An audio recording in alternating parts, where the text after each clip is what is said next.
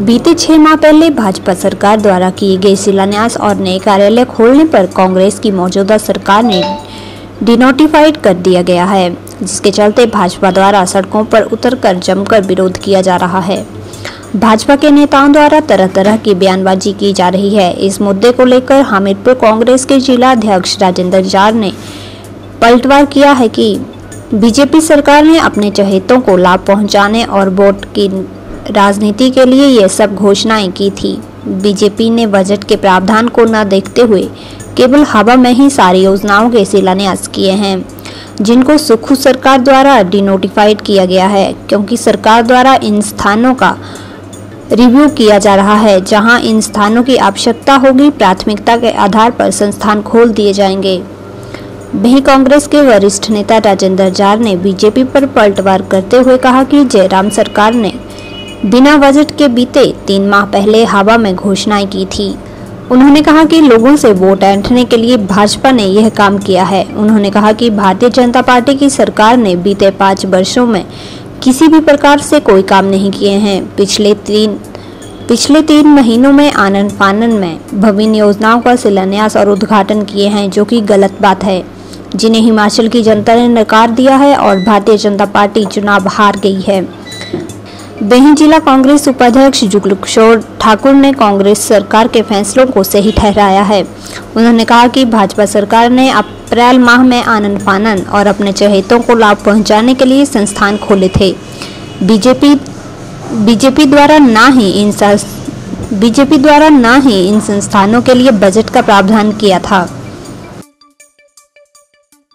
देखिए, विपक्ष की जो ये है सरकार के ऊपर चार्जेस लगाना, ये गलत बात है, क्योंकि विपक्ष ने बड़ी गलत एक प्रेसिडेंट सेट किया है, एक नया एग्जाम्पल सेट किया था कि पिछले 5 साल से ये सरकार रही, तो पिछले 6 महीने में क्या ऐसी अर्जेंसी बढ़ गई थी कि सारे 900 आपने ये अलग अलग इंस्टीट्यूशंस की डिक्लेरेशन की और बिना बजट के की, बिना किसी स्टाफ के की।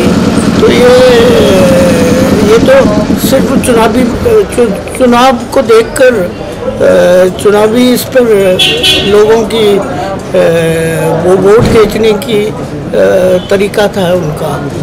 अदरवाइज इसमें कोई सत्यता तो थी नहीं, ये तो सिर्फ लुभाने की बात थी और झूठ भी बोला इतना भारी। 900 इंस्टीट्यूशन 6 महीने में किए, उसके बावजूद बीजेपी जीत नहीं पाई। ये बड़ी लोगों ने इस चीज़ को एक्सेप्ट ही नहीं किया। सरकार तो मान लिए, हम तो गलत उनकी चीज़ को गलत ही बोलेंगे, तो लोगों ने भी इसको गलत माना, क्योंकि लोगों ने उसके अगेंस्ट वोट दिया। बिल्कुल जो हमारी कांग्रेस की सरकार के माननीय मुख्यमंत्री जी हैं, उन्होंने बड़ा सही फैसला लिया। इन्होंने आनन फानन में अप्रैल के बाद ऐसे इंस्टीट्यूशन खोल दिए, ना उनका बजट, ना कोई उनका पीछे प्रावधान रखा इन्होंने, ना पैसा सरकार के पास। 1-2 अफसर बिठा दिए, जहाँ जेई का दफ्तर नहीं था वहाँ SDO बिठा दिया। तो ये तो लोगों के साथ इन्होंने बहुत बड़ा धोखा किया। और जहाँ तक पारदर्शिता की बात है, इतनी भ्रष्टम सरकार मैंने नहीं देखी।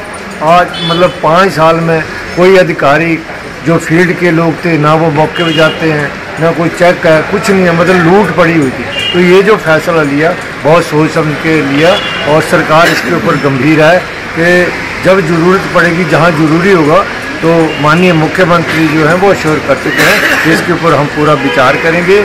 उसके बाद जो भी जायज़ होगा, जेन्युइन होगा, पब्लिक हित में होगा, तो उसको बहाल किया जाएगा। ये सरकार की मंशा है। ये तो भ्रष्टाचार की सरकार है, इन्होंने तो इतनी लूट की। इनका जो सबसे बड़ा सरदार था महेंद्र सिंह जी, आज देखो उनकी क्या हालत है, जिसने करोड़ों रुपए की पाइपें 10 साल की खरीद के रख दी। और इतना भ्रष्टाचार हुआ कि सरका घाट अपने धर्मपुर के लोग यहाँ पर लगा दिए। क्या यहाँ नहीं बेकारी है?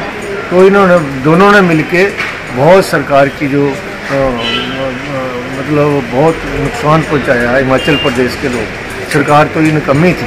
हमारा फैसला बिल्कुल सही फैसला लिया और टाइम पे लिया और अच्छी सरकार साहब